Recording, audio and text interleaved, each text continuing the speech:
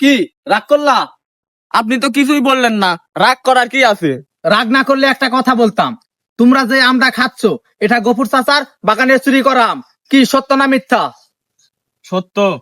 রাগ করলা? না। কও আস্তাক ফেরুল্লাহ। আস্তাক ফিরুল্লাহ। কও বিসমিল্লাহ। বিসমিল্লাহ। দেখি তোমার হাত দেখি। তুমি যখন রাত্রে ঘুমিয়ে থাকো তোমার নঙ্গি থাকে না জায়গায়, চলে যায় জায়গায়। কি সত্য না মিথ্যা? সত্য। রাগ করলা?